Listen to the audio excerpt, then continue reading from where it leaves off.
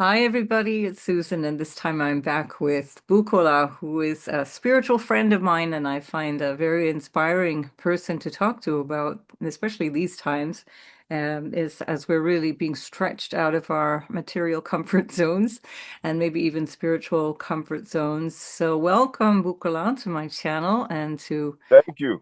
yeah, Thank you. Every time it's a blessing, every time it's a gift, it feels the same for Always me. happy to link up with you, Susan. Thank Always. Yeah, I'm very excited to have your thoughts on what's coming up right now. Uh, Wonderful. so let's maybe just jump right in. I'm just going to bring up the eclipse chart because we're here to talk about these eclipses and this moment coming up.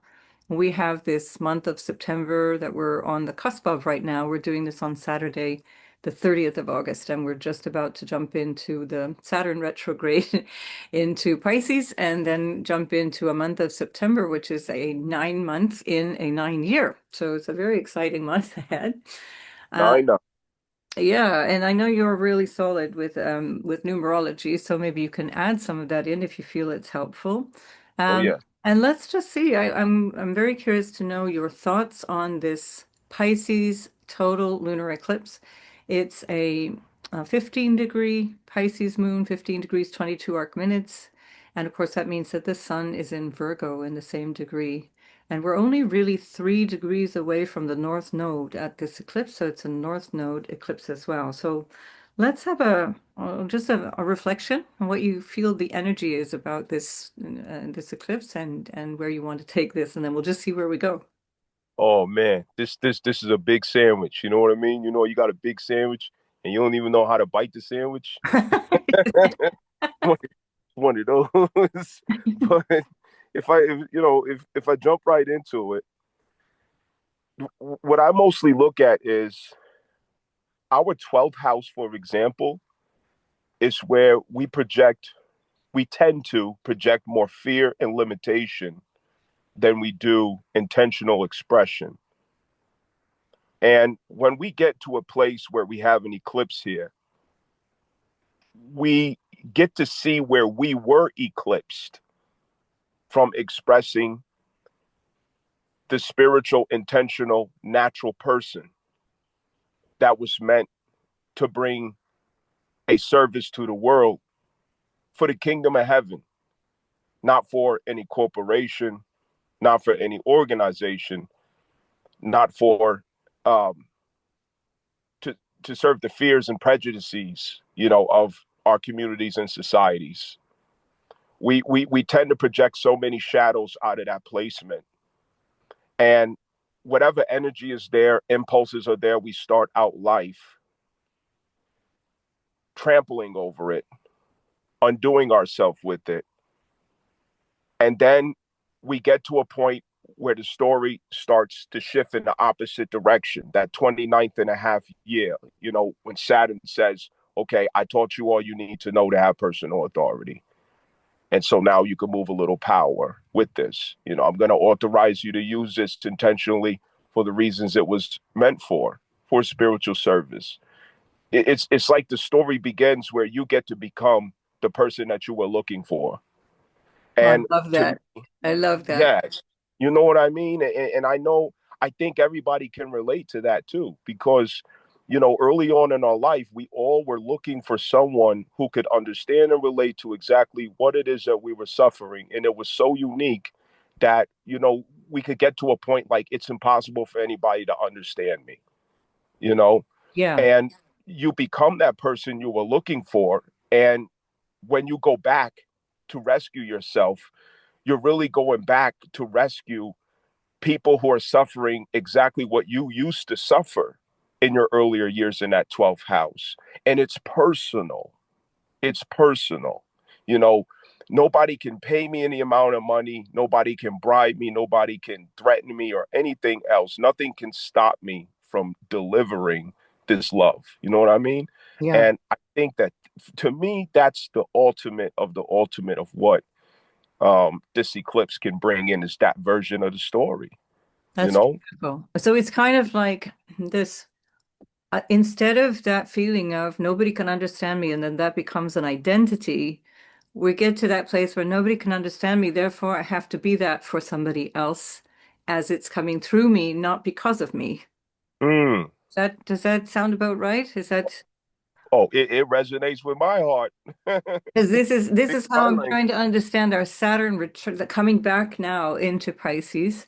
Because Saturn Mhm. it's trying to get us sorted here, right? It's trying to get us to be serious. It's trying to get us to be more, let's say, authoritative, as you use that word authority, and be in our power in this area of our life. So this Yeah, is, I'm feeling like with that moon in Pisces, I think that Saturn can actually be really helpful for us here because Moon, especially on the North Node, especially in Pisces, especially as Jupiter is trining that and expanding all of that, it can get a little emotional, maybe a little too drawn out into what is like feeling sorry for oneself or feeling like that, there can be a lot of maybe inflated emotions. And this is where Saturn then becomes really helpful. It's like, wait, slow down, hold on, and see where can you be actually more realistic, maybe more serious about yourself, and not let the emotional wave overwhelm. absolutely. And see, Susan, at the second decan of Pisces, that's a point that's ruled by the moon. It's a lunar point. Ah, right. This is Yeah. So the Cancer Decan, right? yeah, is ruled by the moon. Yeah, You know, so consistent with what you're saying and expressing, we also have Jupiter expanding Cancer, which is also expansion of the matriarchal law of the moon. You know, yeah, which is where the lack of love comes from. That's supposed to serve as a source of courage. You know, it's supposed to serve as a source of resilience. It's supposed to serve as the source of confidence and self-esteem, the matriarchal memory, the matriarchal source. You know, that when Mars was retrograde in Cancer, we all were going through the crying baby that was screaming, looking for the nipple. You know, yeah, per se. We had a lot of emotional, righteous anger, possibly. Um, some resentment, possibly. I should have been protected. I should have been advocated for. I should have been spoken up for. I don't like. I'm tired of being taken advantage. I don't want to be vulnerable. I don't want to be insecure. So on and so forth. And we could have realized that the moral commitment from the matriarchal instinct, which it's a supreme law of the land, to have a conscience, not conscious, but conscience, conscience, yeah, uh, where we're sensitive to the right, the wrong, the good, the bad for my soul, for my inner child. And, after reestablishing that trust with the inner child, it's like, wow, suddenly I could afford to trust others. You know, suddenly I have a greater depth of curiosity with what it means to connect with others. You know, did it really start with how I reestablish a healthy relationship with my inner child? And, can that work one in one with, the crisis that we all have been going through with 12th house in Pisces around fear, escapism, addictions, things of that nature. And all of those jewels, those gifts, those powers that we have hidden under layers of I'm too afraid to realize who I am. yeah. And that another thing I want to add to the Pisces 12th house sort of energy, and not to say that everyone has this in their 12th house, but just that Pisces and the 12th house as the last sign of the zodiac, it resonates there. But I think of the notion of loss and endings. And Hmm. I think that's when you're talking about that fear, I think that's what I hear the most coming from people. Um, that Yeah. there's an immense fear around what's happening now and what's changing and where are we going with this and does that mean I'm going to lose my people or my money or my stuff? And this is, I think, at the very least, unconsciously for many people, and of course that's very Pisces, This is, I think, what is the biggest fear that we're all collectively trying to manage because we can feel that, well, we can see also, we can see very clearly that things are not in a good place and things are changing. It's just not so sure what that represents for us. Well, you're playing the role of the journalist right now for for the globe in a sense, because as you know, if you were a journalist for the globe and saying that you're speaking for all of the people of the world who could be seeing at least you know at least this similarity, which is um, I'm losing what I used to identify with. I'm losing who I used to identify myself through. Yeah, Who am I now? Because there's so many job losses. There's, the status of, persons who've had certain status for decades. The nationalism that's being heightened in revolutionary and not so good ways, yeah, globally. We're in a place where nationalism is a sharp sensitivity right now, yes, and sure. there's good and there's misfortune and fortune in it, but it's a sharp expression right now on the earth, and we're getting to see who we are as a collective when we're afraid of not being able to identify with who we thought we were or what we thought we were. And it's like we're having to start back all over again. And this comes back to what you're saying with endings and beginnings. Pisces, Pisces is where where form dissolves and where the essence of what has to be formed emerges from, you know. And with that expansion of Jupiter in Cancer, it's an expression of nationalism. Who are we? Who are you? And I'm apart from you. I'm different than you, and you're different than me.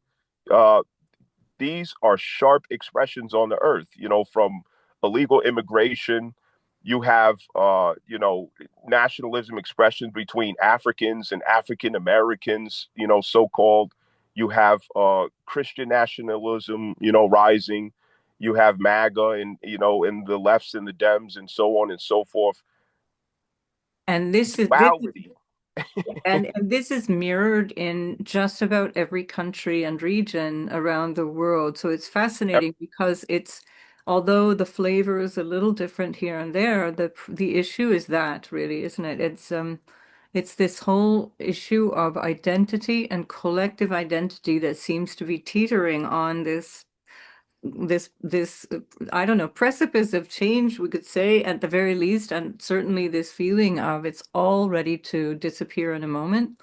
And I wonder, like, to me, this Neptune that has been crossing back and forth over the Aries point at that 0 point of Aries, it's going to come back to that in the next month.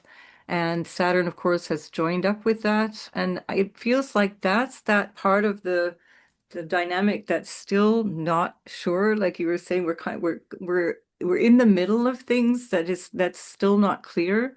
At this stage, it feels like that Neptune is just making things less clear. So things are expanding and they're getting bigger with the Jupiter in Cancer and the nationalism, as you were saying, but also that can, on a personal level, be quite positive and extremely constructive. And we can see that later if we go sign by sign. But this Jupiter is ruling the moon, which represents people, and the North Node, which is all about expanding all of these different things. And Pisces can be quite idealistic, where Aquarius is quite ideological, that Pluto in Aquarius, and Pisces is idealistic. It's much more like Sagittarius in that Jupiterian way. So, but yet here we are, we're kind of like, okay, let's do this thing. And then Neptune and Saturn both say, no, you're not ready. Stop it. You haven't Right, figured this out yet. And then right. so there's all this energy that started to go in one direction, and then everybody was like, oh, wait a minute, if we keep going this way, that's maybe not going to be what we wanted. So it feels like we've come to a screeching halt. Like it's, remember in the old cartoons when like Bugs Bunny would be running and then all of a sudden come to a complete standstill. And you feel like you're coming to this screeching halt. Yeah.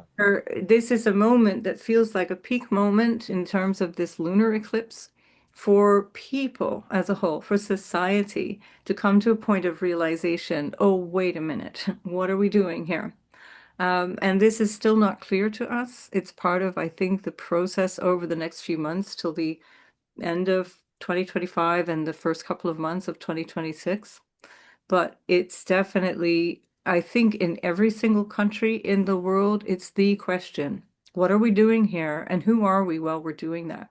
And then if we tie that in even to that Jupiterian question of ethics, and morality, we see that generally speaking, like the people of the world, the moon representing the general public, they're in total opposition. And here we can see that in the most banal way possible. It's a full moon here, so the sun and the moon in Right. opposition. They are dissatisfied with their rulers without exception. I don't think there's a country in the world that I'm aware of where people are happy, proud, and excited about their rulership. I may be wrong about that, but I really haven't noticed that lately. And so this is also something that we're challenged by in this time. It's like, okay, well, now how do we govern ourselves? And then we come back to this Pluto and the Uranus with Hmm. this massive urge for change, this massive thing, but we're not ready for it somehow. Right. And how do we govern ourselves? I like that question because I think that we're downloading that clarity through the Cancer Jupiter, the matriarchal source, which is supreme law of the land. You know, um, we've gotten disconnected from that matriarchal source in ourself with this hyper global corporate um, corporate culture, that's just been, pushing throughout the world and the globe. Yeah. That, you know, what ends up happening is these corporate um, forces, they puppeteer the government officials and those who we elect who we elect, to be in office. And there's always this game of, I'm going to go against your conscience. I'm going to go against your moral compass. And to make it painless or to make it seamless, I'm going to present a fear charged crisis that short circuits your moral judgment so that we can expand this corporate contradiction to your own conscience, you know?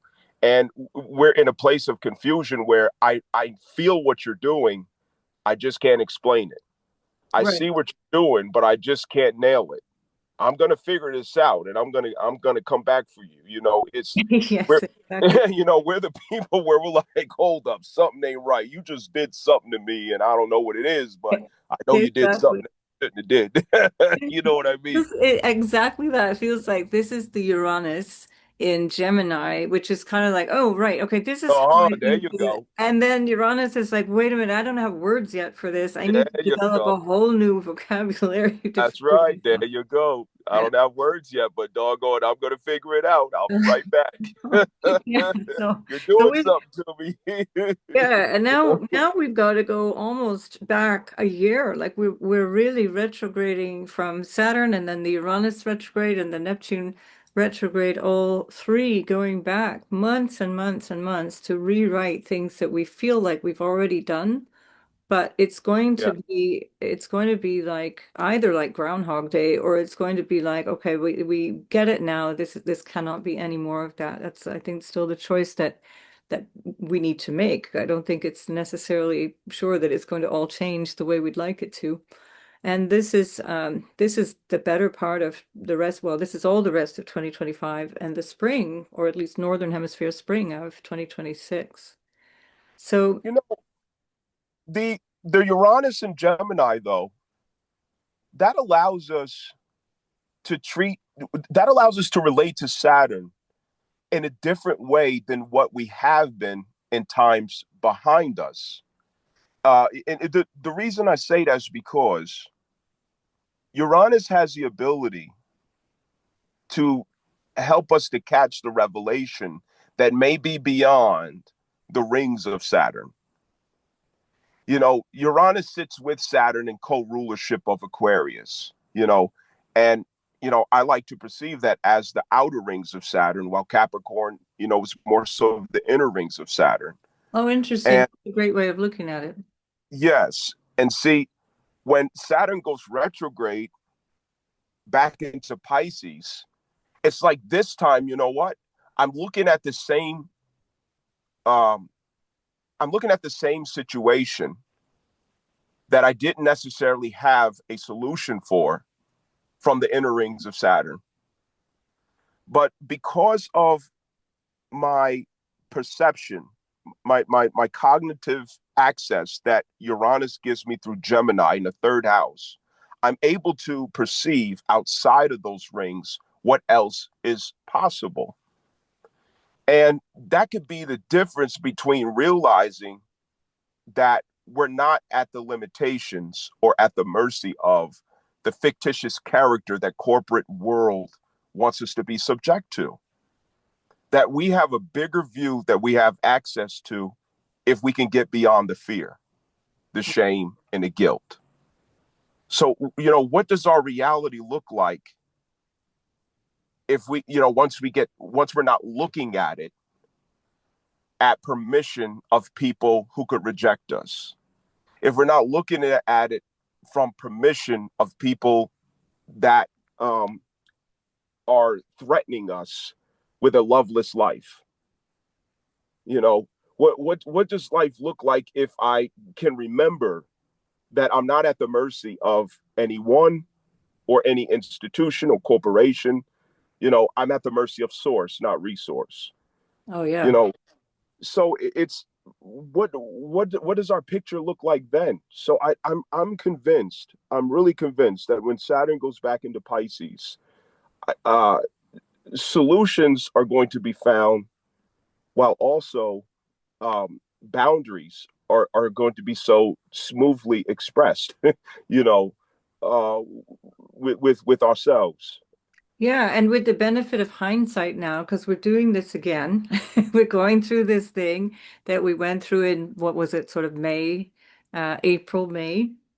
And we're going back to that same energy and we're able to look at it and now we can see it differently because of Uranus. We had, as we're talking, actually, we've got a sextile between Saturn and Uranus, but of course, by the time we get to the eclipse, it's just shifted. It's still in orb of degree of sextile, but it's moved out of the perfected sextile. Now we have Neptune Yes.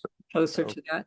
But yeah, so that's something that we're contemplating based on what we've already gotten a flavor of. And that's for me, that tension between Uranus and Saturn is always that tension between where we're going or what we can achieve in a new creative way, a new dynamic way, a new inspired, Right. and where Right. we already kind of have been and what is stable, what is grounding us. So here we understand that there's maybe a risk at going too far too fast, and Saturn is saying slow down, try and let's understand the principles and the ethics behind what we're doing. And Yes. That. then That. as both of them go back, because we're going to have another sextile again through much of 2026. In fact, that's going to be part of the theme of the trine again between Pluto and Uranus, and then briefly in February, March, we're going to have that sextile again from Saturn to Uranus, and then the Neptune sextile to Uranus will hold for quite some time as well. So we're in this kind of cogitation. We're just kind of sitting back and thinking, wait a minute, now we just kind of see what's going on. And we do have a little help at the time of the eclipse by this Mercury that's in great dignity. It's in its own sign, it's exalted in Virgo, and it really is close to the sun. It's in close opposition to the moon. So it's a part of this story, not only by rulership of the South Node and the Sun, but also by the fact that it's in opposition. So we Right. have discernment available. We have Right. discernment available. What I want to know is, what do you make of this Mars that is in Libra and then ruled by this Venus in Leo and then is squaring or about to be squared by Jupiter? Or is that's a separating square, I think, from Mars and Jupiter. And so there's a lot of dynamism here that to me represents a lot of this notion of fairness and justice and keeping that sense of discernment that Mercury is trying to hold us to. What Yeah, do you make of that? I see that more of, okay, the fact that Venus is in Leo, it gives me the context of authentic expression or fulfillment through expression. Um, the context of expression that I would put that in is, when do I get to be me instead of someone else's ideal? You Right. know, and when I look at Mars in Libra, I look at Mars has marching orders for me to be assertive and to address, nip in the bud, all points of limitation, all points of contradiction, all points of conscientious objections, um, everywhere where there's not a fair negotiation or fair terms in contract that includes my full expression authentically in my life. And that goes across the board. Yes, it does relate to, of course, personally, where, whatever house that we have Libra, occupying, during our lifetime. Um, it, it's also a thing of our entire reality, in that, where have you been justifying who you are? Where have you been having to be, over explaining yourself and apologizing for you being exactly who you are? And where in your life is there imbalances that doesn't allow you to have a harmonious, consistent expression of yourself, um, that equals a sense of peace, that equals a sense of balance and fairness? And something very unfair and something that really robs us of our peace is fermenting inside the resentment that there's a way that you want to be, that you can be and you should be, but perhaps it's just one conversation away, one negotiation away, one meeting away, from setting things right. And it doesn't mean that we should be aggressive, but Mars can remind us or show us the missed opportunities where we fail to be assertive enough about ourselves. And that goes back to, again, expansion of Cancer Jupiter, you know, advocating for the self, not in the sense of creating war and burden, but leaning into optimism, leading into a positive attitude and positive energy about it. It's not about you. It's about me, freeing myself, freeing my conscious, and living the life that I feel like I wrote, you know? That's beautiful. And this is it's enhancing this notion of the moon on the North Node, where there's this, profound spiritual expression when we're tapping into that sense, like you said, of what is my role and how do I create myself in this lifetime? And that's a beautiful I, expression of the spiritual notion of, the soul embodied going through yeah, the time. spiritual notion. Yes, there you go. The spiritual. Absolutely. It's like we're in full, we're in a full spiritual war, Yeah, from how I'm seeing it. I'm seeing a full spiritual war, you know, I, but how do you even know if you don't even know you're in the spiritual war, yeah. No, but I you can't know, agree more. I think this is yeah, actually a really crucial time in humanity's history where we have to decide what we're made of and what we are, who we are, what we are as human right, beings. Because right. there is so much that denigrates the actual physicality of a human being and the spirituality of a human being, even the religiosity. I mean, the politicization of religion has been toxic for quite some time already, centuries even, but it's come to a head in a way that is Thinking just head. it's just tearing us apart. Yes, it is. Yeah, so we It have is.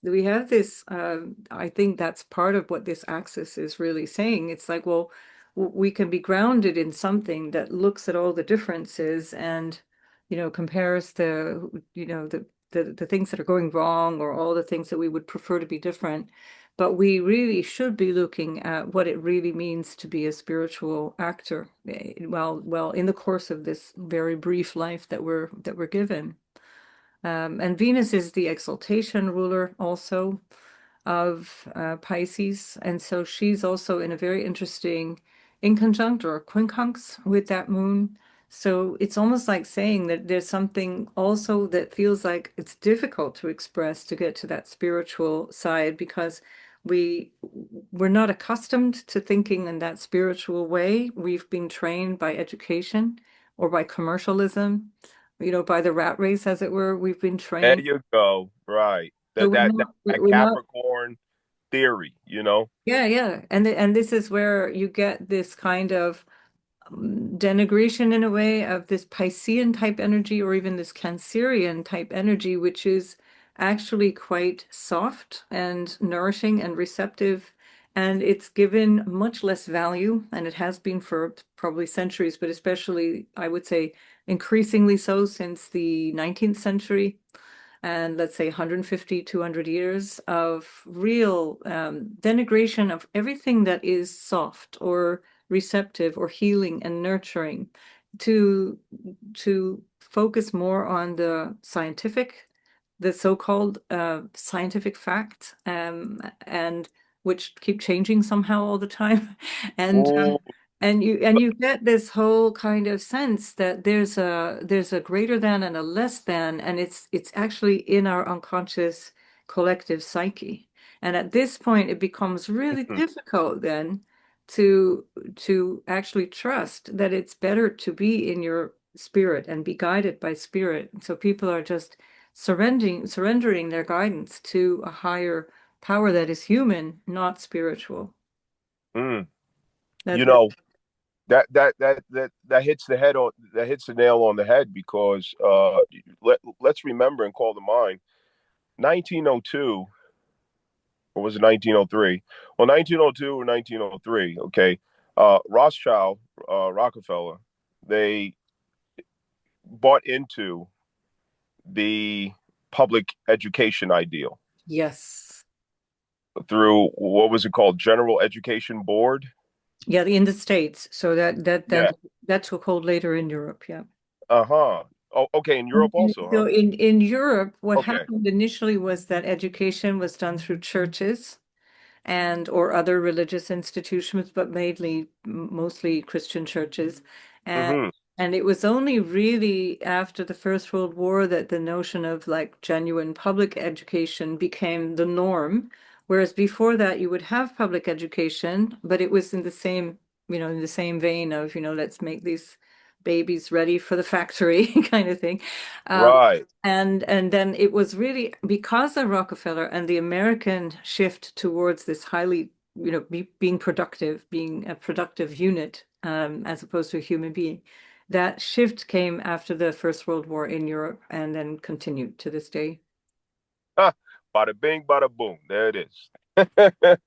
And see, there's the onset of this Capricorn, energy that captures the child at birth. You know what I mean? Yes, And it's like the mother's energy less and less and less informs or fully nurtures the spirit of that child because that corporate demand is just hovering over every household. you know, work, work, work, money, money, money, bills, bills, bills, and to answer that scary monster that's just, drooling all over you, asking, demanding for money and, and debts and so on and so forth, competition and, uh, and the personality that you have to put on to keep up with that. You become Machiavellian, you know, you become ruthless. You're the ibex that's climbing and scaling the mountain, you know, the shadow eight energy, numerology, right. um, these type of things. It took us away from that matriarchal energy that made us the best citizens, and that came from mommy who used to say, don't say that, that's a bad word, don't be mean, don't hit your sister, so on and so forth. We overlooked how important and essential these little details were, um, in how we produced who we needed in society to have the public or community experience that nurtures us and not, sets us in the spirit of, hysteria, in competition, you know. That's the word, isn't it? It's like where people were always in a cooperative organizational sort of community, whether it be like a few families together in a little village or a few Yeah, town. Now we've been trained out of that, and that serves people in a position of power, exactly. You even you you though know at each something, other's throats. in the construction that I do, right? Here in the States, there are, I mean, there are tons of apartments going up, townhouses and apartments and condos, right? You don't see houses, family size houses being built as often, Right. as what we used to. It's like they have successfully engineered a mindset in the people that leans toward, you know, the isolation from each other, rather than the nurturing families and communities that makes us stronger than them. You Exactly. know, Yeah. so You really see that. And also yes, we can think in terms of like the concept of international law, which is deteriorating rapidly over the last few decades.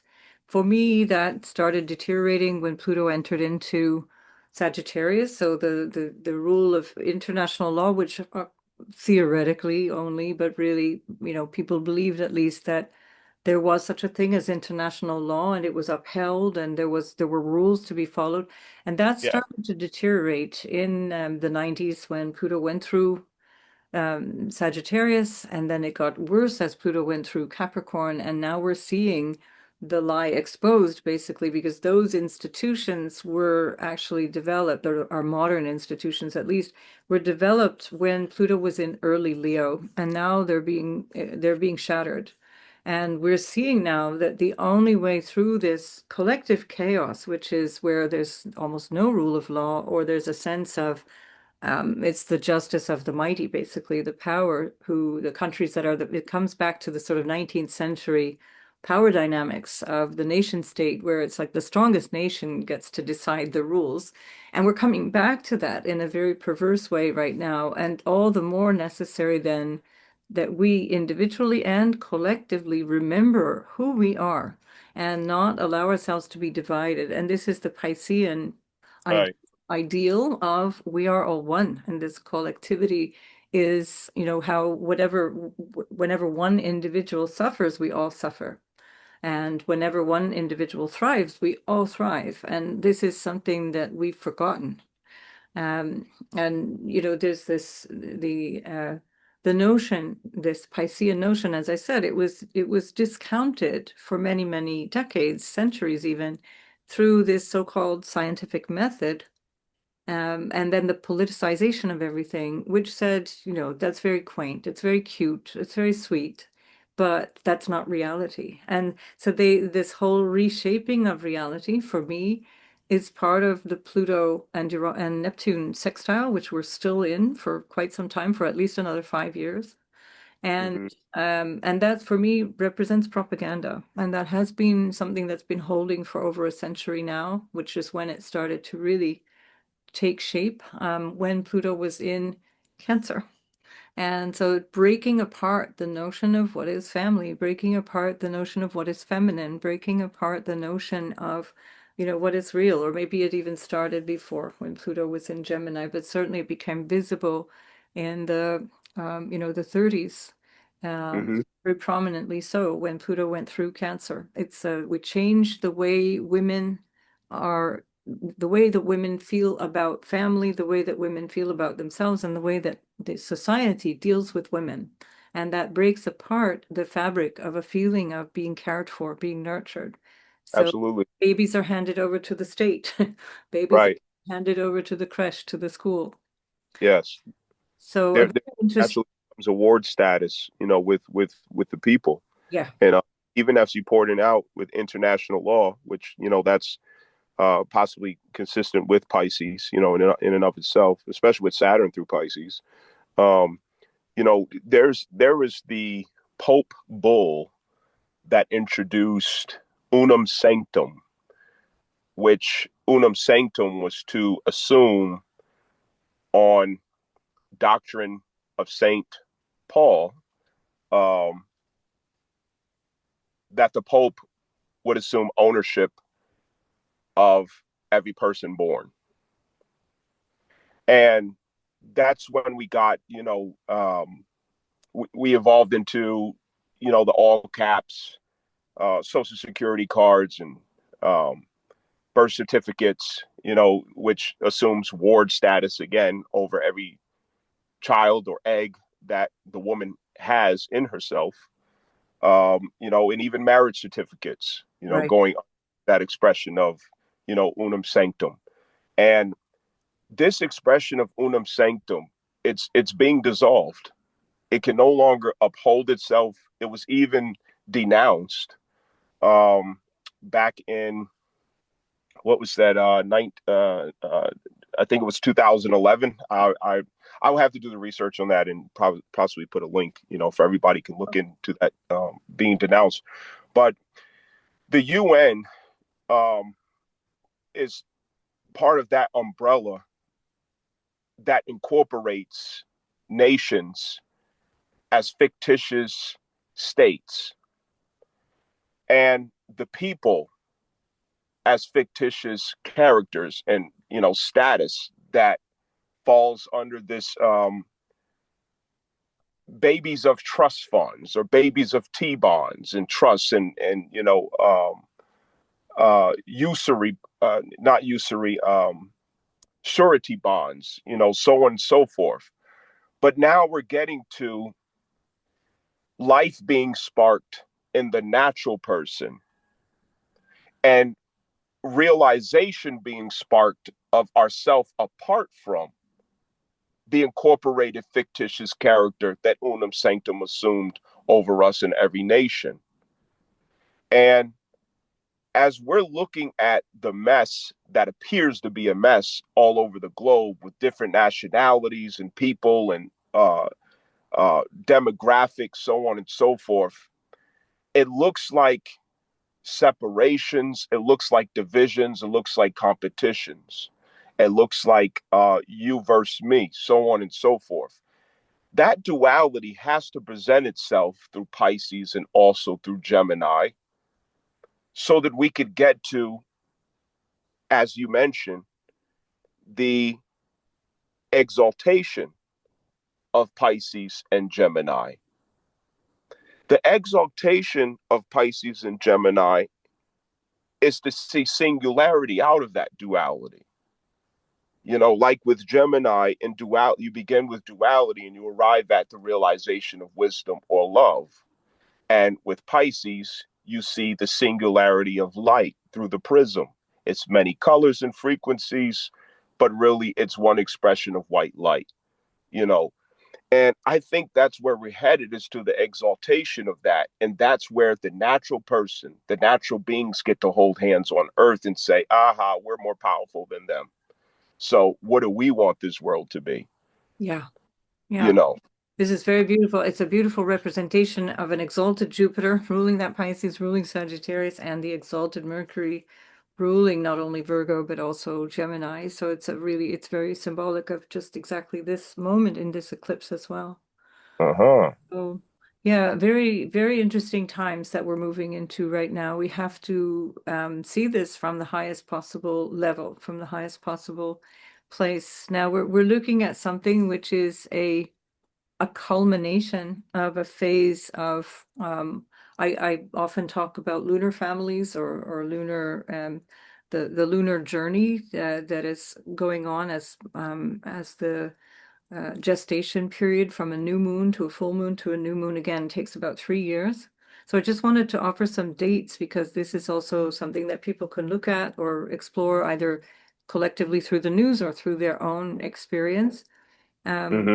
and so with this particular full moon here, as we're starting this culmination, approaching this awareness to understanding what went on 18 months before, it began on the 10th of March in 2024.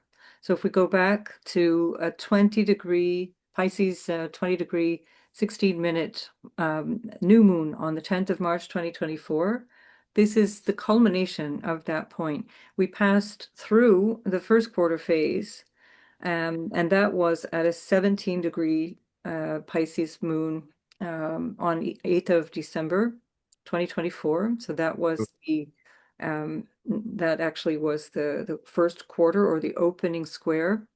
And then as we go forward in time, we're going to get to this third quarter square, which comes forward in June next year, the 8th of June, 2026. And it's also a 17-degree, but this time 38 minutes. So the first one was 17 degrees, 2 minutes on the 8th of December, 2024. This one is 17 degrees and 38 minutes on the 8th of June, 2026. So what we're understanding now is still open for an adjustment or from some realization or some action. This crisis, we could say, of consciousness, which is going to come in June next year, and that finalizes in the cycle ends on the 8th of March, 2027. And that's also at 17 degrees and 34 arc minutes of Pisces. And that will be the end of this cycle that began on the 10th of March, 2024. So if we can think about this phase as being this midpoint between those lunations, we can look at different events in our life and also politically at how things are moving through this arc of time. It's a really interesting dynamic, especially because as we speak, we're a day away from Pluto moving out of bounds, and we're opening up this kind of awareness of a time that is going to be different in a radical way. And that's quite literally an expression of Pluto out of bounds. And now we have Pluto in Aquarius, which implies that it's society and our vision of the future that it's going to be beyond what we could have expected, beyond our control, perhaps in time, in moments. So this is an annual event that's going to happen for the next 10 years. So basically until 2035, Pluto will be out of bounds, and it will be out of bounds for an increasing duration over the next 5 years, and then it starts to decrease in duration until it's no longer happening. And out of bounds means that Pluto is going, in this case, south of the ecliptic. So it's going out of the range of the motion of the sun. And this is considered to be a bit of a renegade energy. And this is adding to the flavor of this particular eclipse Where? cycle. My goodness. Yeah, so we're in this energy. So if we take all this dynamic, for example, between the Pluto and Neptune, and then Neptune and Uranus, we've got 5 years of that kind of moving back and forth in and out of ideally more supportive elements, or at least more flowing elements of change. But because Pluto is out of balance, it's really like the wild card that influences the rest of society. And it's very rare. It won't happen again in our lifetimes. It will be hundreds of years before we see this again. So none of us alive today will see that. Unless the tech bros figure out a way to stay alive, like they're working. Right. But Yeah, put it in a refrigerator, yeah, right? so yeah, that I'll you first, you go first. And so this is a really interesting spicy add-on to what we're dealing with right now, which feels like a simultaneous awareness of the ending of something, and we're on the precipice then with the next eclipse of the beginning of something else. Should we have a look at the next eclipse, and we can take a look at the Oh, let's look at it. Yeah, let's go fishing. Yeah, this one is not, it's maybe less harmonious, but it's definitely worth a peek. So, what do you make of this one? Oh wow. So, yeah, so we've got this Or again, this kite keeps showing up, and that's been a few weeks now. It keeps showing up, and we will have this kite on and off for quite a while. So, at this point now, because we have this mini grand trine, we're going to get a lot of kites. So, it's not like this is a period of time where it's not going to be that exceptional to have all of these kites, although kites in and of themselves are relatively exceptional. You can find them easily if we're working with asteroids and lots of minor things, but these are hmm kites that are formed out of the outers, and then in this case, the new moon. dynamic. So it's very personal. It's still something that we're having to grapple with ourselves. And Yes. and it's the opposition to Saturn that's really it's like again it's putting the brakes on something that we feel we're ready to start, but again Saturn seems to be saying you're not quite ready. You're not quite there. So what do you make of this? Well, what I look at it as, it's kind of like, you go from one dimensional, two dimensional, three dimensional, four, so on and so forth. When I see kites, I see it like looking with, you're adding one more eye to what's taking place, and you're learning to see through all of those eyes at the same time. So, like a panoramic view. It's like going from perceiving yourself in the 3D, or even 4D, to higher dimensions of yourself, which you get to see beyond the duality. So if I only have the depth perception that two eyes can give me, my judgment is limited to that threshold. But if I have another set of eyes to see, or perceive matters, and then this load of experiences opened up simultaneously with these kites in so many different places of my life consistently, plus we have planets at the first degrees initiating and opening up new realities. I have no choice but to see with three, four, and five, and six eyes. I have to evolve into that capability. And what ends up happening is I'm no longer seeing life or the world through the duality that's presented to me, but I'm seeing a much higher view of how all of this works together. And so, what that means to me is we're rising to understanding, you know, seeing the whole picture. Yeah. And that's a powerful position collectively for us to rise to understanding collectively, because now we are the gods that are working in harmony to create the world and reality that we intentionally want it to be, because we have the full perception and scope of where we're at and what's happening. It's painful, to grow these eyes, and it's scary too to grow these eyes, because we're so used to just that 3D, just those limited dimensions. These kites give us many more dimensions to learn how to grow into seeing. Yeah, that's really interesting. And also, I'm struck by the fact that Pisces represents the third eye. It represents like Christ consciousness or Buddha Uh-huh. consciousness or Shiva consciousness and Krishna consciousness. This is Mm, the energy of Pisces, and so that's that pineal gland or the third eye, mm-hmm. inner awareness, inner sight, inner knowing. And this is, I think, very, very powerfully what the heavy emphasis on Pisces is at this time. I find it very constructive or really, really sort of benign, helpful, and that we have on the precipice of all of this very big change that we're going through, this immense opportunity to really spiritualize our awareness. And that Jupiter is supportive of that because it's not only trining the North Node, but it's exalted. And it's exalted in the place where we feel, we intuit, we can instinctively Wow, that is powerful. That's ourselves.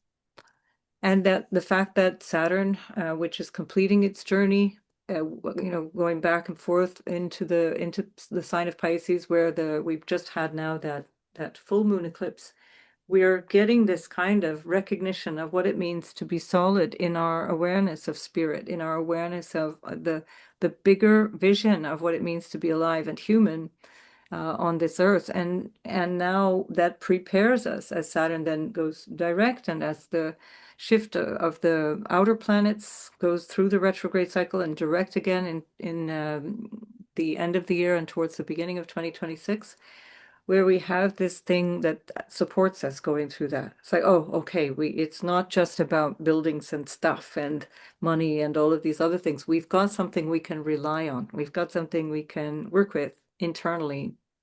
So it's, Intern. That's right. Yeah. yeah, It. in Yeah. a way that we also recognize it's not any longer based in religion. Sagittarius represents the Jupiterian vision of religion.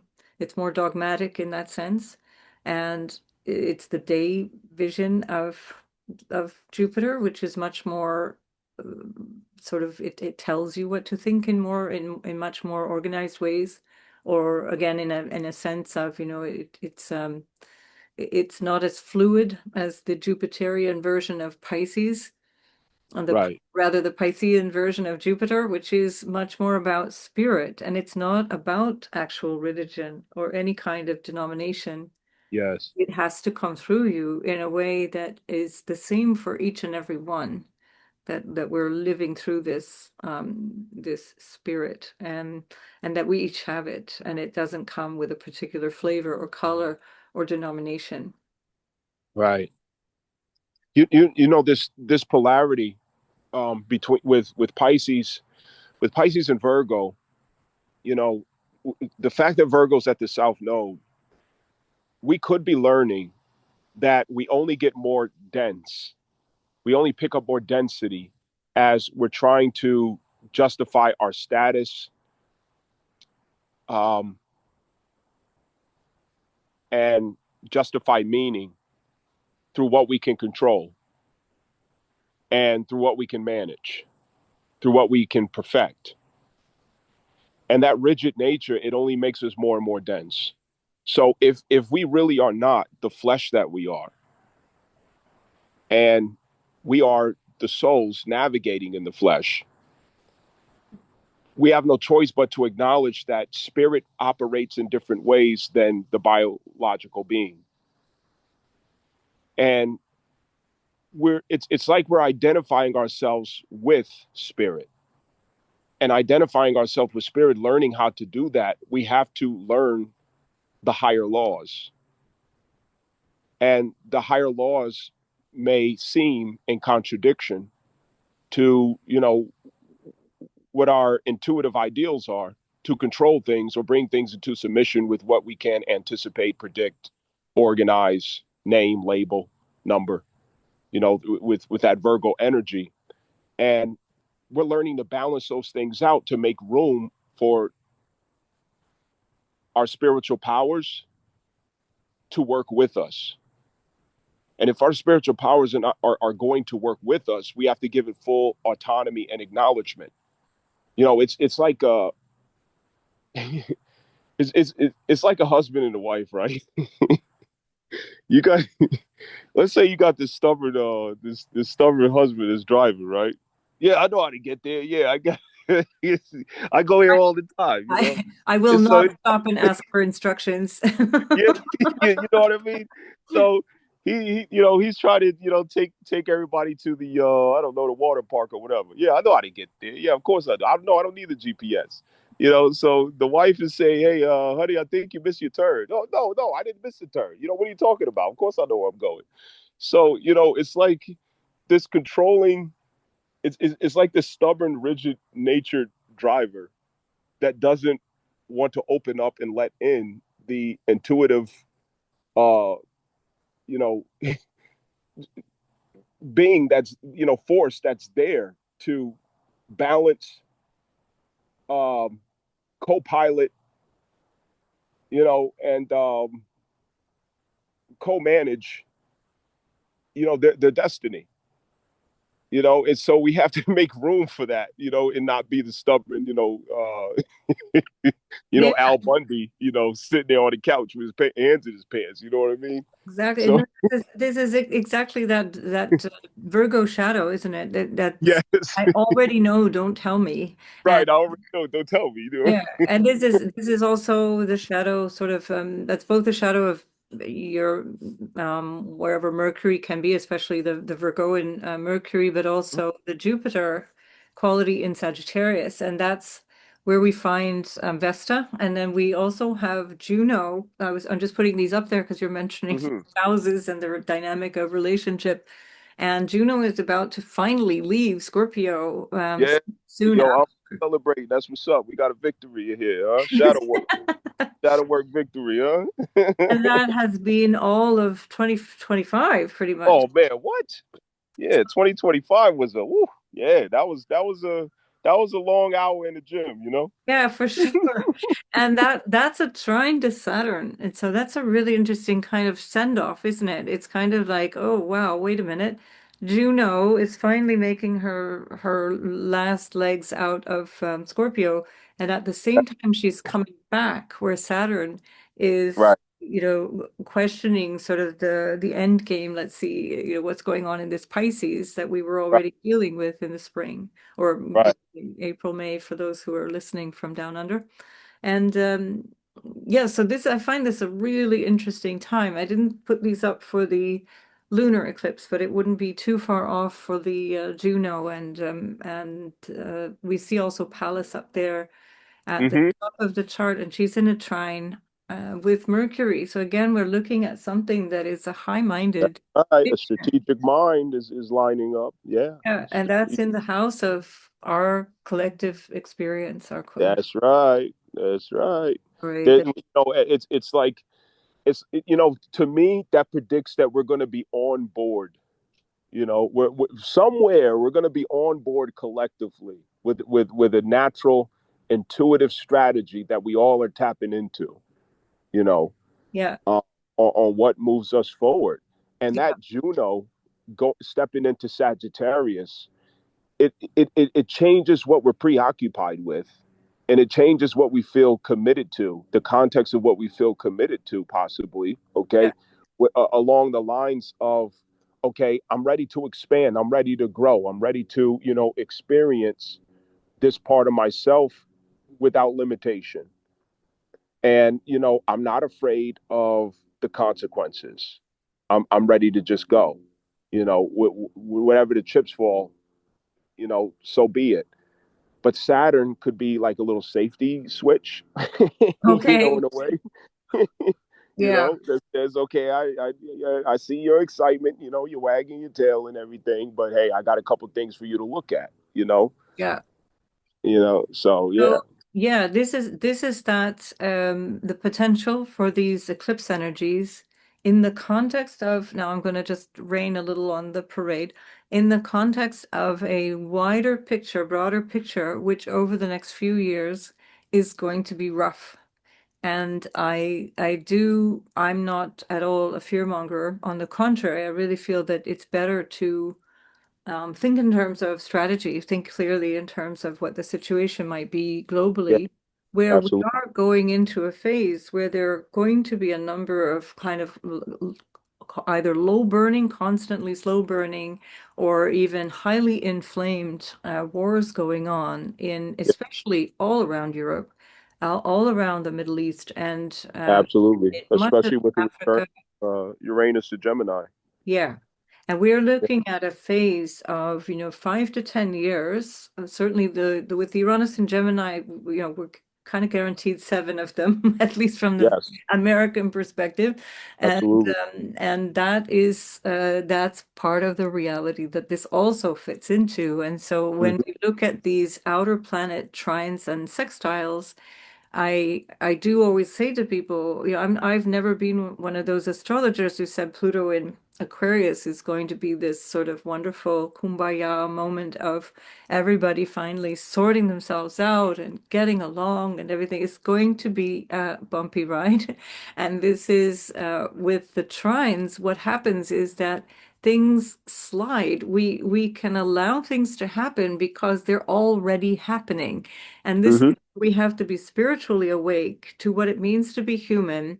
If people have already given up permission for certain interventions, medical or social, or if they've given up permission to have their speech controlled, or to be Thank you. okay Thank you. with books being banned, and to be okay with certain things being, wiped from the internet and history being rewritten in many, many places. Right. We have to recognize where all of those minor, little tiny little concessions end up with a very big picture of something that's quite difficult to live with in the day to day. And this can go slowly, slowly, slowly until it goes really fast. And I'm thinking in terms of 2026, where things can change really rapidly once everything's moving direct, and we still have that momentum building, and we have all of the newness. We have to build up our inner resilience and our local space resilience, our community bonds, and the connection that we have with each other. Thank you, Susan. Susan, please, can I share something with that? You Yeah, you just you just brought up something that it I can't emphasize enough um, that Jupiter Jupiter transiting in through Cancer it's an opportunity for all of us to heal what corporate engineering has done to our families, to our communities, and to our mindset as it relates to our willingness to stay connected, to harmonize, to work things out, and to be resourceful with each other. Um, as you know, everything is being decentralized with this transit of Pluto through Aquarius, and that decentralization, what it does is now welfare and social security, not the actual, title, the not the title, but the expression of that transfers from from a centralized application to us, we being the welfare and we being the social security to each other for each other. right. And Yeah, we're going to need to pay attention to that. And we're going to need to get active with that. And I think that if we look at what we have been through with the water with the water trine, over the past few years, especially recently with the Mars retrograde in Cancer, these things happen for a reason. Okay, it's like God, Allah, Jehovah, whatever name you want to use, Spirit, the higher being, the higher forces of compassion and love, is extending a helping hand to us, giving us the advantage, saying, "You're going to need this. You're going yeah, to need to heal this. You're going to need to cure this. You're going to need to get this right because what's coming, you could be in an unfortunate state if you don't." Okay, because that Cancer Jupiter is expanding because we are supposed to um, recreate a new mind in ourselves that embraces and pulls in, not repels and divides, yeah, you know, yeah. and we're going to need it. For We are going to need that. And thank you for mentioning that. We're going to need it. Yeah, and that's the boost, like you said, this Jupiter Cancer is so it's so helpful, it's so benefic, and that the fact that it's ruling the North Node at the same time, this is Mm-hmm. extraordinary. We haven't had that in our lifetimes, that we've had this blessing of Mm-hmm. so much awareness coming from this place of, that notion of collective consciousness, I think is beautifully expressed by the Ubuntu phrase, which is I am because you are. I And am because you that are. and that is where we have to just keep, it's like we have to recite day in, day out, I Mm-hmm. exist because you exist. And Mm. that is the only way that we can get through this very deliberate provocation of hate and separation and Yes, division. it is. It's And deliberate. Yes, absolutely. it's a part of the toxic propaganda that I identify as part of the Pluto and Neptune sextile, and now we're seeing that it's going to be more divisive over the next few years. I think we have to Sure. be keenly aware of how information is used against us. That's the Uranus in Gemini, and how Uh-huh. it is a weapon of war, much more Welcome. powerful than a gun in somebody's hand is the psychological Absolutely. brain meld that is actually tearing us apart, Absolutely. and also eroding each individual psyche as well. So we're not only we're falling apart in a collective way, the fabric of society, but each individual is becoming so fragmented and so damaged that we need to look out for each other. I meant to say that when we were looking at the Pisces full moon lunar eclipse, that we, in that time when the moon is on the north node, we become emotionally excitable and often, for some people, very fragile, psychologically, Sure. emotionally. Sure. We need to look out for each other. We need to be aware of how everybody's doing, and to recognize that not everybody is going to be able to cope with some of the things that are going on right now. And it will depend a lot on how the people around them show them care and support and affection in sometimes very minor ways. It can be really the everyday sort of experience of smiling at somebody and just sort of boosting them a little bit in a sincere way, not in this sort of fake way, but in a sincere way. Mm-hmm. And we have to get back to that place. That's the Jupiter in Cancer, is caring for Right. each other, caring and looking after each other in a way that is nourishing, that's binding us together as a collective family, a global family. It's Uh, the little things that move the big things. yeah, yeah. The little things that move the big things. Absolutely. Yes. And speaking of, um, I remember in New York, just I believe it was 2023. Um, the mayor had this new public policy about homelessness and and whatnot, where they were taking down all the homeless encampments. And I got to see it myself, in several boroughs, as I was, moving throughout the city or whatever, how it was just this insensitive move to just uproot, homeless encampments. I get it that, okay, I got to see everything with two eyes, where one eye sees, yes, we can't have, certain things in the public, going on any kind of way. But with my other eye, I see that why aren't we doing enough to understand why are so many people becoming homeless? Yes, yeah, Why are so many people strung out on drugs? Why don't we hear enough conversations and solutions, and government officials with their tight neckties and in their slick back hair, you know, talking about that? It's always this condemnation, criminalization, and judgment of you know people who are really, I don't like using the word victims, but in one way or another of corporate greed. You yeah, know, Americans, well, not just Americans. This is global right now. for You sure. know, the people are struggling to pull off miracles every day with the paycheck. Going to work overtime and the 9 to 5, you got to pull. Like the old school says, you got to pull yourself up by your bootstraps. That doesn't work anymore. No, And the courage and the confidence for young men, okay, to say, hey, I like that girl right there, she's really nice, she's a great person, you know what, I think I could start a family with her, or whatever else. They they can't even think that way because they've stunned the confidence out of young men in all of these societies to a point where they really don't believe they could pull it off, yeah, you know and so less marriages are happening. The birth rate has gone down, you know and people strung out on drugs because they're having a hard time coping yeah, with what seems so impossible. Do I put gas in my car, or do I eat? Do I pay my rent, or do I buy my grandma's medication?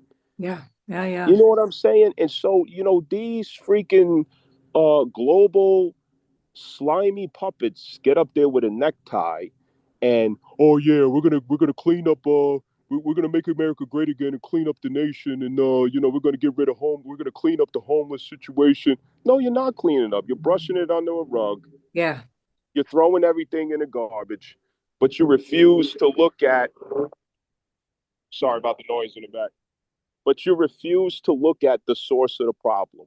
You refuse to acknowledge that we have a problem with the people and what they're struggling with.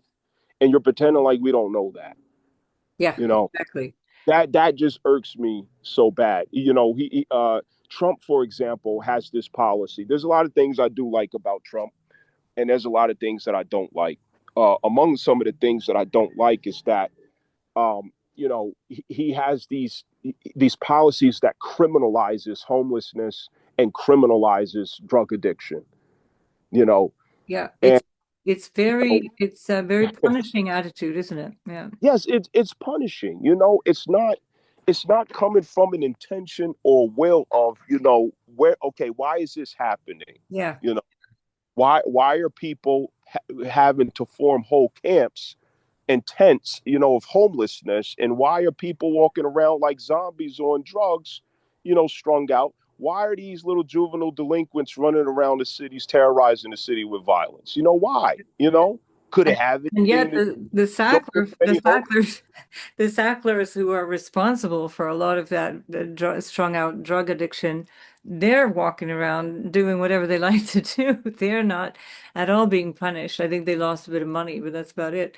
The Yeah. this I think we're going to see replaying in a very peak way as Uranus goes back from November 7th all the way through till the 26th of April, and it goes back into the end of Taurus.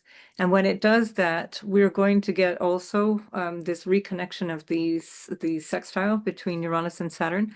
But Uranus in Taurus, whether it be through the 30s and through the period of the Dust Bowl and the extreme fascist awakening and the extreme economic distress that Hmm. many Western countries were going through, as well as India and other nations, we're going Hmm. to see another flashback of that. This has been certainly what this last 7 years has been about. Yes. The That's rise, when we the gold standard here in America too. yeah, yeah. Yes. And so this is the Bitcoin There version. you go. Yeah, Bitcoin.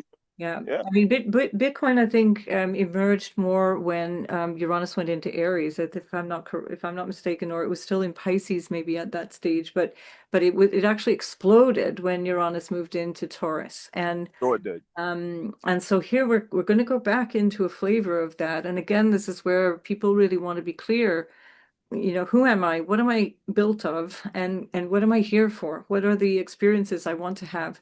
The axis of the Virgo Pisces nodal axis is going to be with us until July of 2026. And it really is about overcoming the dynamic of victim and martyr. And we've been here before. So we were here before in mid 2006 until the end of 2007. So going back in time and looking at that dynamic is also really helpful. Trying to Yeah. understand where you overcame something, where you learned something about yourself, where you grew in different ways. And in fact, Yeah. for the full moon, it was also on the 7th of September 2006 at the same degree, 15 degrees, although it's not part of the same cycle of like eclipses, but it's a similar eclipse, and the cycle of eclipses is a little bit different. But it's fascinating that we now are back in a situation where we're able to see, especially with the Uranus, all of these planets coming back and forth out of where they were earlier this year, and now then over the next few months going forward again into this new thing. We have this opportunity if we open our eyes really, really wide and look clearly at what is going on and the manipulation that we're undergoing and Right. the top-down blame, which is sort of forgiving the actual culprits, the perpetrators at the very, very top of the pyramid, Right. and putting the onus on the populace to do something about it, to change your way of behaving, improve your lot in life, pull yourself up, as you said, by the bootstraps. Yeah. And Absolutely. and this is like that nonsense about recycling and making sure that you put the right plastic in the right bin and this kind of thing. And they're letting themselves off scot-free at the Not level of with a petroleum whole bunch. companies. So this is where we also can start to realize that we have a power in disengaging. And this is sometimes people are so focused on feeling powerless, which is, of course, by design. We're supposed to feel that. And but if we recognize that if we stop feeding the beast and we stop consuming and we Oh, stop come or on. consuming That's in right. a particular That's way, that we can actually do an enormous amount. And we see that with Palestine now, where people are. I've been a part of BDS, the Boycott, Divest, and Sanctions movement since 2009. In the Mm. 1980s, when I was at university, we were protesting apartheid in South Africa. This is Wow. something that it feels like nothing's changing until something does. And I remember this feeling of this is never going to work when like 85, 86, 87, nothing's shifting. Then along comes 1988, 89, and suddenly everything's shifting. And Mandela is free, and then he becomes, 4 years later, he becomes literally the president of South Africa. And so it's just to say I that, re- I still remember my father celebrating that. I at yeah, the time I didn't understand why he was being so loud. yeah, yeah. No, it's huge. That It's a huge cultural shift, and we're still yes, in a phase that is similar to that because we've got the Saturn-Neptune conjunction, and that Saturn-Neptune conjunction was part of the story of 1989. And although that was happening in Capricorn, it's a very different energy, we're here at a very new beginning at the zero Aries point. And I just want to put that out there that we have the capacity to make things happen by disengaging, and it can even be disengaging in the way that people um, I would never say don't pay your taxes, but for example, that you withhold what you can that is right. within your means to do so, that you take, peaceful non-cooperation, for example.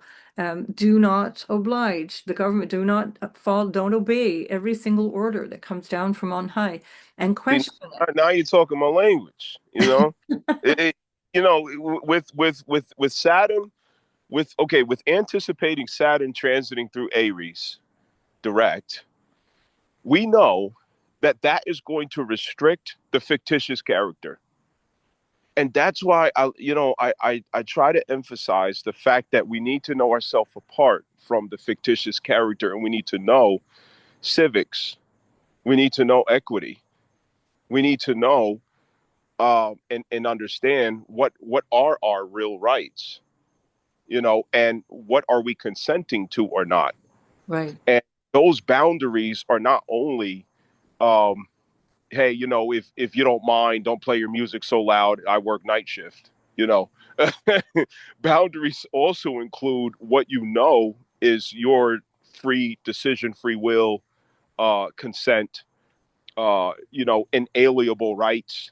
You have to know the image, the signature, the jurisdiction, the authority of the natural person, Yeah, not the fictitious character, you know. And if we absolutely. don't learn the difference, we're going to feel like we don't have a choice, and we do.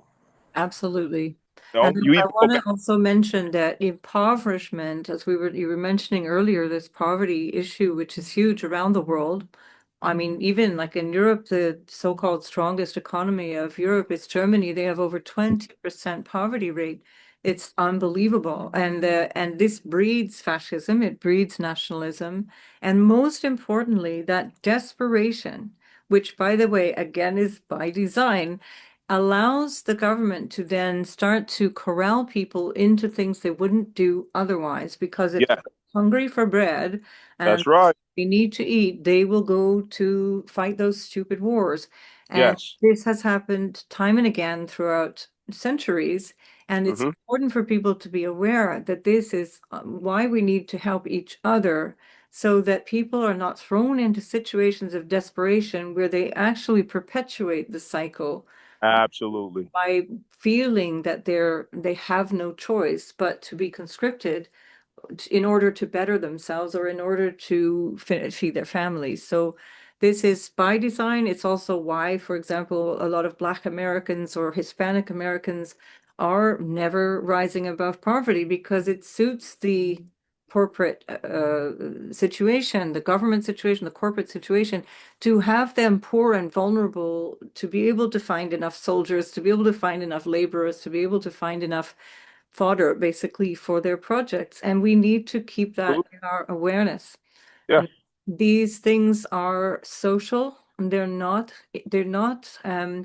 we can't look at it as separate from who we are. Depending on the color of our skin or where we live, we might think that's not my problem. It absolutely is our problem. We can't disengage from these things that are happening to people all around us. And Right. that's where we need to be there for each other and not judge each other, especially as you mentioned earlier. We didn't want to use the word victim, but in many ways, there are people who are genuinely victims of these circumstances that we're collectively born into. This is our collective karma, and Right, this is the dynamic that life has been grappling with. And there's not a whole lot of options when you've got your back up against the wall. There's not a whole lot of options. So right, here we really want to understand in this moment in time that helping somebody in that situation is the solution, and not to condemn them, and not to of course, if somebody's doing something dangerous or illegal, we want that to be taken care of in the fairness of the law. But at the same time, very quickly people are taught to judge and condemn the behavior of somebody, but not understand why it's like it is. Like you mentioned, the drug issue that we're now in Europe really grappling with, which we didn't have before. And now we have this issue of fentanyl, the last 2 years coming into Europe. And it's quite terrifying because it's again by design. And yeah, it's really quite terrifying to see that there's a whole fragment, a whole this rupture of the social fabric of people who are otherwise perfectly functioning and capable people who are being torn apart by these things. Um, so yeah, I don't know how we got so dark, but there we are. It's just this is these times. I think I started it, so that's sorry. About that. It's it's these, the dark and the light. We got it. yes, There's these a dark and the light. times. Yeah, Yeah, this is heavy stuff. It's really important to not be mamby-pamby about it, and or yeah, Pollyanna or whatever you want to say, and to realize that we're grappling with, as you mentioned earlier, there's a spiritual war going on, and there is something that we need to acknowledge is behind the scenes of things that is manipulating outcomes that can only work in our favor if we don't allow ourselves to be separated and weakened by the powers that be, as it were, or the Jupiter, puppet bring master. it on. That's Cancer Jupiter. Bring it on in. Expand, Yeah. expand the connections upon that matriarchal conviction. You know that the conscience. You know, not the fear. That North Node Pisces. It has to be.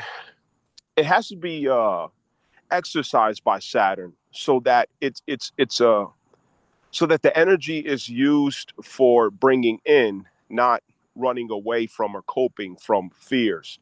Because when there's fear, we don't have consent. Wherever there's fear, you don't have consent because you're not aware of your consent when you're fearful.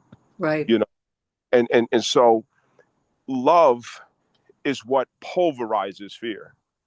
It pulverizes fear, and love is most certainly concentrated and reborn over and over again with that Cancer Jupiter expansion, which is why we not only um, have fated opportunity, but we also have the responsibility to align with that attitude, you know, of bring it on in, you know. And when we see ourselves as connected extensions of ourselves, the love can be more realized, and it could work actively against any kind of fears. And when we get to that point, we can remember or we could keep sight of our consent. And little things like, for example, where they try to push you know, you got to get vaccinated, you know, this Dr. Fauci stuff, you know, I don't know why this guy isn't in prison, you know, Yeah, but, you know, things like that, you know, when we lean into the love instead of the fear, we remain cognizant of our consent. We don't give it away. And that's where we keep messing up is we keep consenting to the fear mongering, to the propaganda, to, you know, the hysteria that's engineered, okay, in all of these, you know, the news channels, the broadcasting, social media now, you know, government officials getting up there lying to you with three tongues. You know what I mean? And, absolutely. you Yeah. know, so they're instilling these, you know, these seeds of fear. And this is why we've got to know what is real and what's not. We have to educate ourselves. We have to verify things, and we have to know why things are being said the way they are. These are magicians. Yeah, These are people that work witchcraft and magic over the people's perceptions and mindsets. yeah. And we have to decode it. Uranus is blessing us to be able to decode these things. Yeah, it's this You is know, it's a potential for thinking out of the box out of the in a massive way because we're supported in other ways by, the trines and the sextiles and everything else that is yeah, supporting this new vision. But we have to, like you said, don't give in to fear. We have to keep the faith that there is something more significant in our inner experience of humanity, in our collective experience of humanity, than this thing that we're told to be afraid of, this big bugaboo that we're told to be alarmed by. I do wonder as well with this energy in September if there won't be some kind of a red flag, false flag, meaning event, because there is a lot of this high trigger kind of energy. We've got Mars coming up to a square with Pluto, and we've got the new moon just as soon as it's done, not only opposing Saturn, but then opposing Neptune. So there is this, for me, this potential. It's going to be trining Uranus, opposing Neptune, trining Pluto at the same time as Mars is squaring Pluto.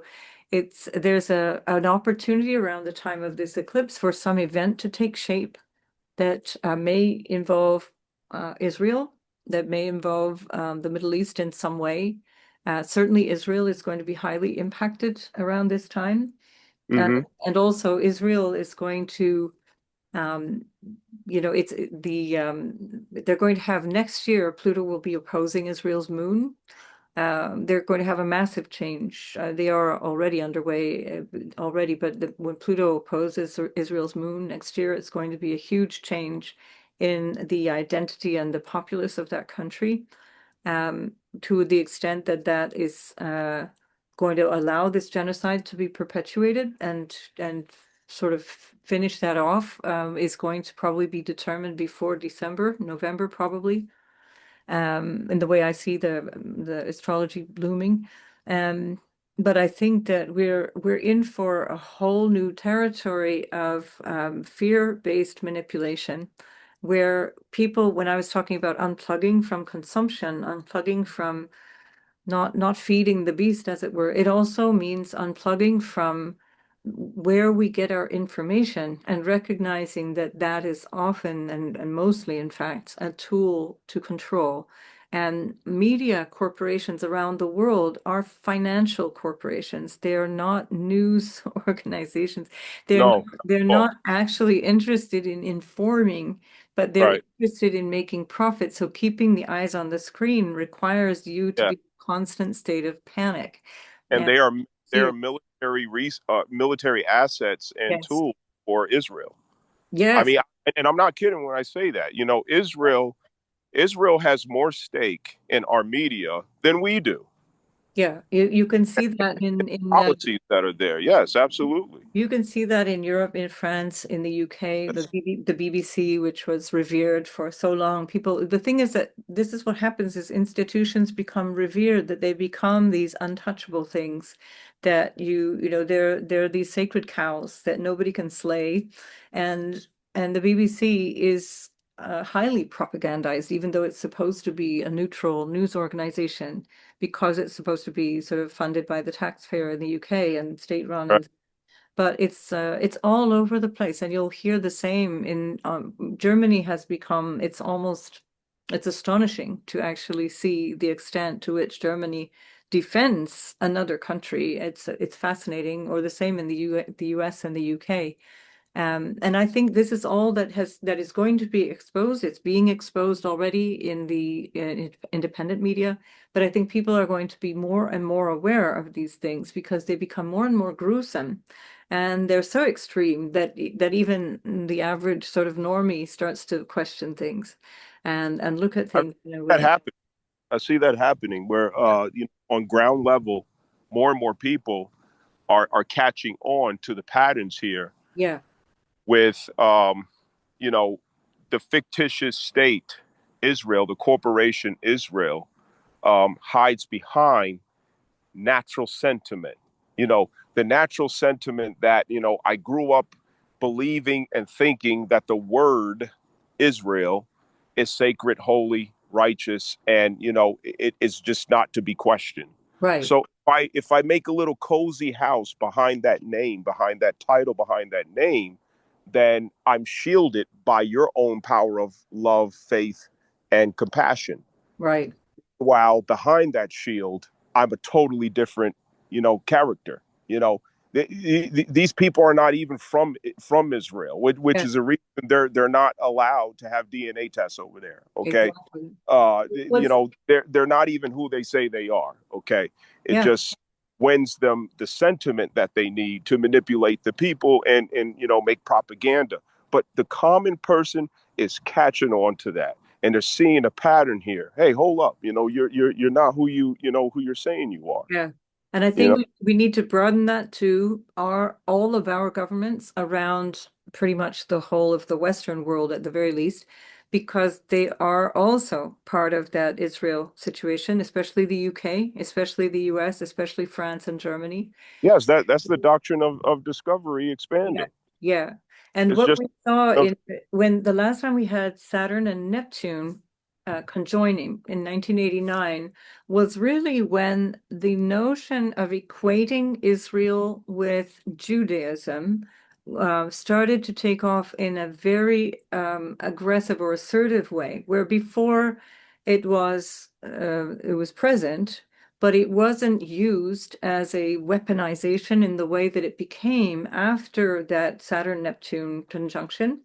And throughout the 90s and the last 30 plus years, it has been so weaponized that they have yes, stifled free speech around the label of Israel and what that represents. And, yes, it has. and to the extent that they're excluding their own people, the righteous ones, they're excluding Jews who are Jewish, Yes, very personally, mentally from so. I know personally from Brooklyn, New York, okay, where the largest Jewish community in America is at, Brooklyn, New York, the Hasidic Jew community, okay, where I've talked to plenty of people there. The sentiments that I've heard about it, okay, from Hasidic Jews themselves, is we don't recognize and we don't condone and we don't support Zionism. They call it Zionism. I Yeah, didn't have to call it that. They call it yeah, Zionism. yeah. Zionism and Judaism are two different things, but the common person does not know that. No, exactly. And so This this is, is a political movement operation that yeah, is that has its intention in doctrine of discovery. The same way that United States was established through doctrine of discovery and the manifest destiny. That's exactly the tactic and means that the state of Israel is trying to force themselves, into a land through genocide under the guise of sentimental titles and labels and religions. right. And now with Saturn, Neptune coming into Aries, which is all about identity, and you mentioned yourself sort of stripping off that Mm-hmm. who am I? What do I look like? How am I appearing to the other? I think that we're entering into a whole new phase of that relationship to Zionism or to that whole issue.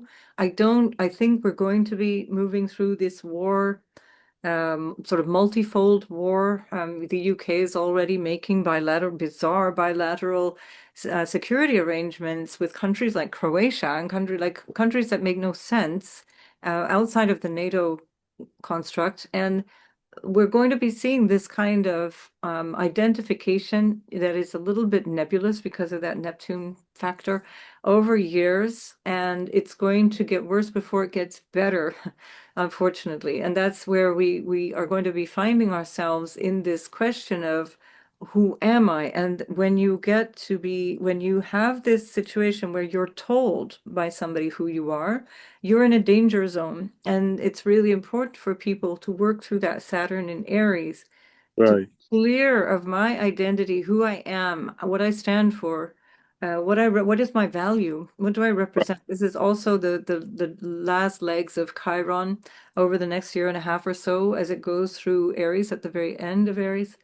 Having this tension that it will bring when it starts to square Pluto as well, which is another monumental shift that we're headed for in 2027 and eight, and that's going to be a big part of our resilience is to be clear. Who am I when I'm not being told who I am, and not to fall for that identity trap, which and is part of that who am I, it rests in our ability to overcome codependencies, emotional codependencies and attachments, you know, where our self-esteem, our confidence, um, it rests in someone accepting us, or rather not someone accepts us or rejects us, who we are in that state.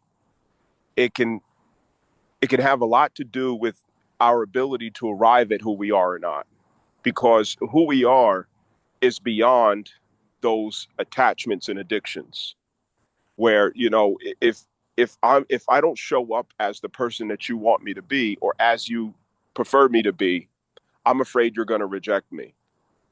I'm afraid you're not going to like me. yeah, I'm afraid that this group over here is going to reject me or not like me.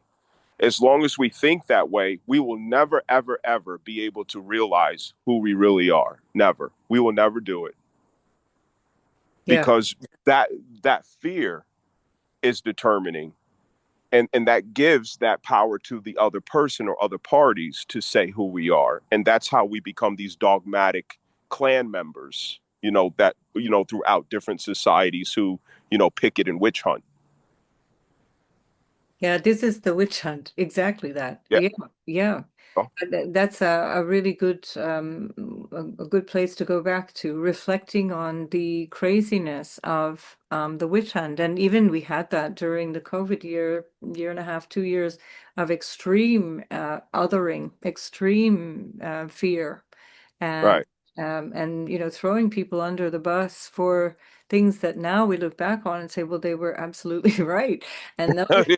nobody's apologized. Nobody's criminalized. Nobody's apologized for the things that have been done to Right. society, to individuals. I know people who are no longer able to walk because of that, um, the treatment that was offered. And this is something that we as individuals can support each other in rather than tearing each other apart. Question, why am I afraid? Who told me to be afraid? Where am I getting that notion from? Does this sound rational? Does this sound like a reasonable thing? Do I actually know the truth about what this person's experience is? And know that, because people have been so for decades trained to hate Russians in the West in general, but especially in the United States, Oh, yeah. and to hate Iran, to hate certain countries in North Africa or Middle East, and that training comes up from a place of absolutely no personal knowledge. It And if you does. ask people why they have that, they really don't know. They have no idea. or And or or, or we're trained to be scared of Muslims, and yeah, all kind. Be scared of this guy. Oh, he's a terrible. She's a terrible. Oh, yeah, yeah. and the fear didn't come from your experience. It came from how you were conditioned to think. Precisely. And that's the Saturn-Neptune again, I feel, because the anti-Muslim hatred, the anti-Muslim propaganda went off the charts after the Saturn-Neptune conjunction. So everybody always focuses on the Berlin Wall, about the 1989 Saturn-Neptune conjunction, or maybe Mandela or whatever, but it's all really, there's just such a widespread effect politically as it went through, Capricorn, in that energy of major shift and transformation in where we held integrity or where we held value, what was the authority that we allowed over us. And that was very much tied to the growing anti-Muslim tirades that you would hear starting in the 90s and now, extreme Right. recently, peaking, I guess, around the early 2000s. Yeah. to the extent that insane things could happen. And as long as you said it was terrorists, people would be like, "Oh, okay, I believe it. That's fine. That's okay." And Right, nobody would question the right. context of what was happening. So we're in that danger zone. That's why I'm saying this. We're in that danger zone now of being on the precipice of big change, and the potential is that there's going to be a crisis that unfolds. We have a lot of planets at 29 and 0 degrees, which is this critical point of real crisis and resolving crisis, moving into something else. And that's why I'm saying be careful of events that seem to be huge and Absolutely, designed to make you afraid and absolutely. designed to make you feel like there's some danger that you need protection from. And who's going to be there to protect you? Well, guess what? They're all ready. They've got it all figured out. You just have to do what they say. So this is the important sort of crux of this phase of, I think, the year, the end of 2025 into 2026, and it will take us into then the next phase of the eclipses, which is February, March of 2026. So we're on a bit of a journey now, and I think if we can keep that vision of spirit, being a human, participating in something that is much bigger than our individual self, that's what's going to save us. And even if we're not saved in body, we will be saved in soul. And I think that's the And the main thing to focus in on in this period of time. and to remember, Cancer Jupiter expansion did take place during 9/11. Exactly. Indeed. Yeah. That actually was the year that my son was born. He was born just 2 weeks or so, 3 weeks almost before that event. And the Yeah. difference there was that Saturn was really strong. What was it doing? It was opposing, or Saturn was not in strong dignity. Let me see. I think I've got that chart maybe here that we can have a quick look at, because that's something to bear in mind Oh, yeah. where, where things here, we've got the chart for 9/11. This is New York, 8:46. It's the time of the first plane hitting the World Trade Center.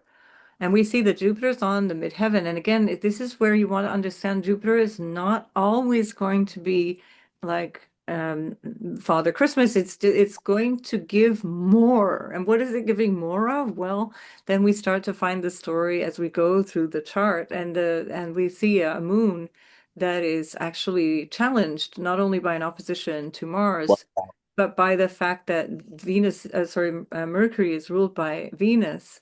Right. And then here we have an interesting kind of similarity to today, actually. The Venus is there in Leo, ruled by a Mercury ruled sun in the 12th. So there's Venus and Leo.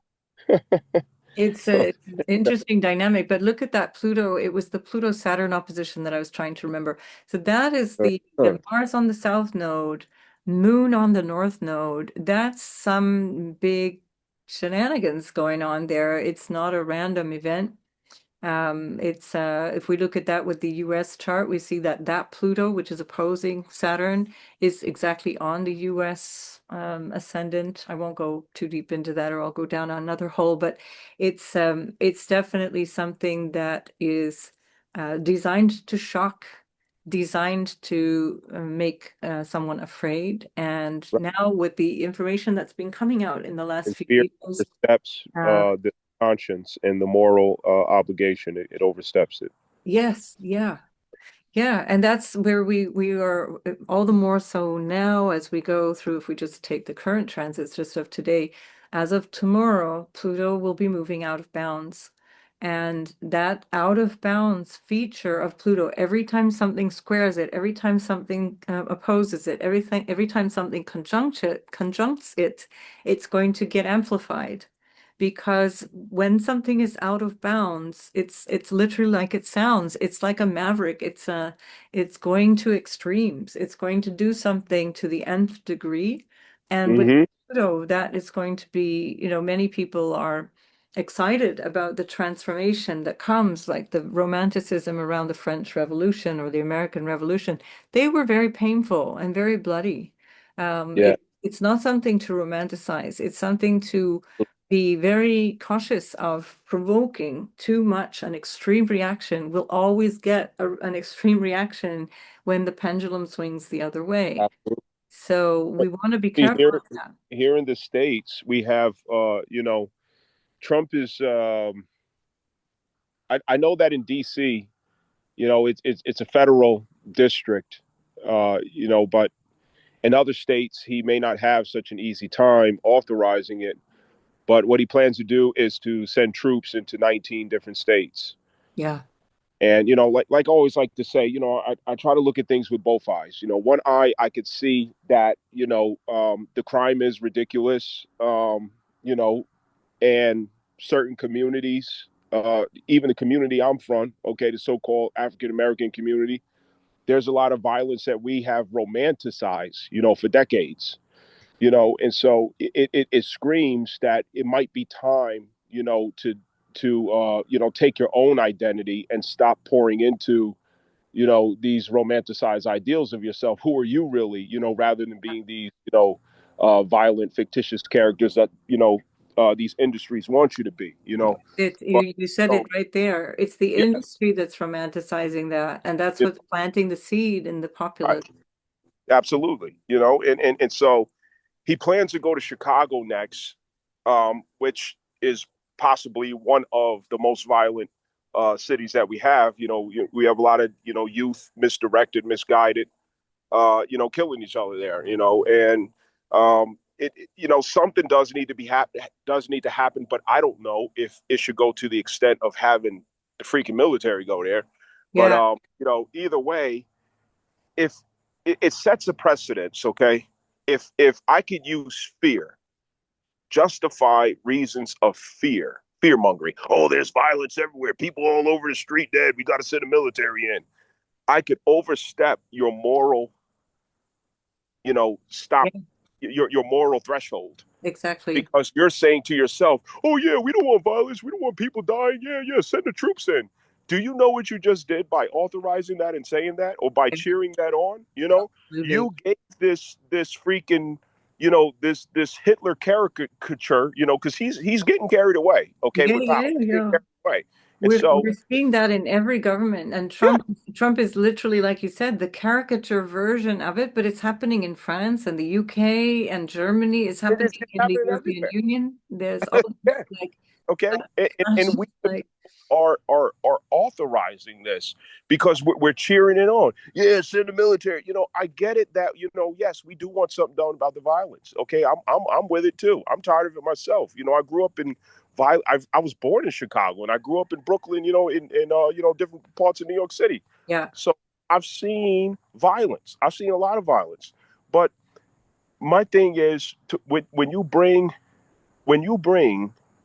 the military in and you allow him to go that far, now you're setting a precedence of military presence that contradicts the expression of the Constitution. absolutely. Yeah. And what happens after that? Military states and what's it called? Um, oh man, if I can remember the name of that. Like when you shut they're going to shut the cities down and have military there, managing and operating. How could I Like forget? a police state. Yeah, yeah, and so this is what we have to look forward to. And once they're allowed to do that, what else are they going to do? Oh, well, since we got the military, they're already occupying and managing. Well, why don't we go ahead and do this? Carry on, yeah.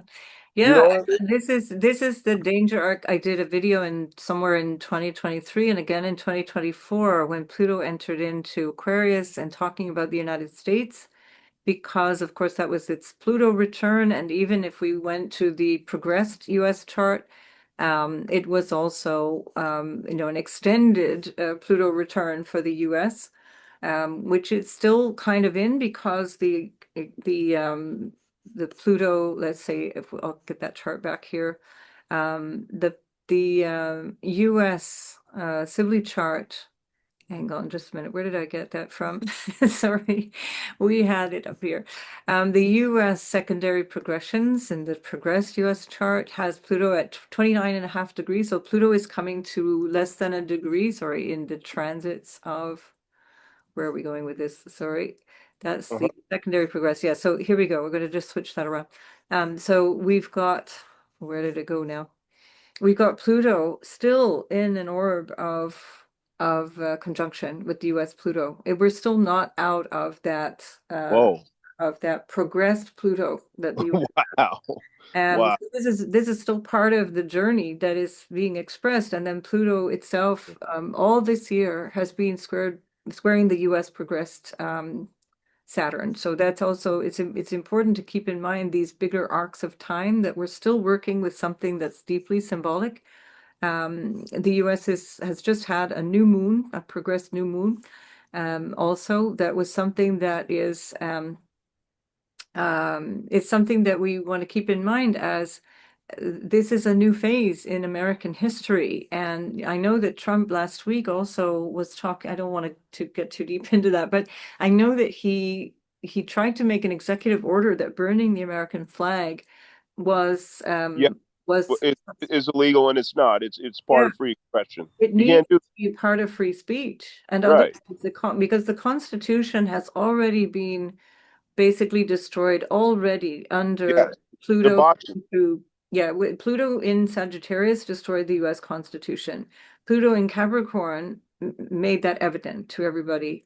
Pluto now in Aquarius requires a whole new approach to that Constitution, especially around freedom of expression and freedom of speech. And Right. and this is where people have been sleeping. And this is now coming to more and more realization where people are thinking, the rah-rah USA kind of energy that would have had people cheering on somebody being punished for burning a flag, then suddenly they realize what that actually means. And this is, Right. I think, where we're coming. Uh, Right. yeah, it's a We difficult. can't teach civics in our, public schools anymore. Yeah, and I think You that's know. that's also deliberate. I think Right. it's a societal choice to not inform the public on Right. what is their right and duty. And we see, for example, the South Node has crossed already in June, July. The South Node was crossing over that Neptune. I think even Americans, even within the States, people are disillusioned and now recognizing that the savior or the person that they thought was going to save them is absolutely not on their side. Oh, we got to rewind that part. Yeah, yeah, yeah, yeah. The Listen, I'm gonna have to orange wrap man this with up. the red hat. Yes, seriously.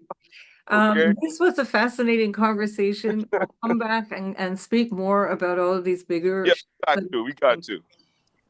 There's a lot that we're going to have to grapple with in a very new way. Can you just tell us how people can find you and where they can Sure. find more information about your services as well? Sure. I'm at the Infamous Astrologist on YouTube.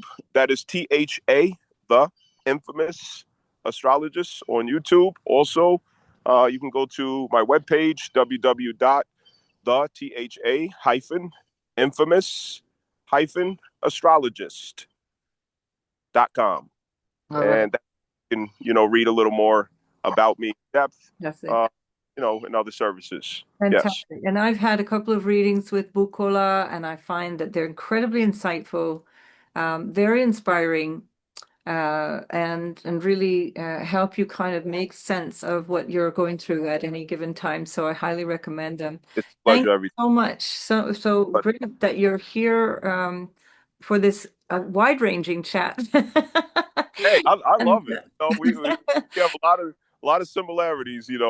our yeah, I think so so. Yeah, I think it's really interesting, and uh, I think we need to keep lots of ideas flowing in unusual places and in that's different ways with different perspectives. So, that's right thanks for doing that. And so, good luck for you with these eclipses, and I will speak to you again really soon. for you. Much love, much love. Okay, Thank you. thank you. Bye bye. All right.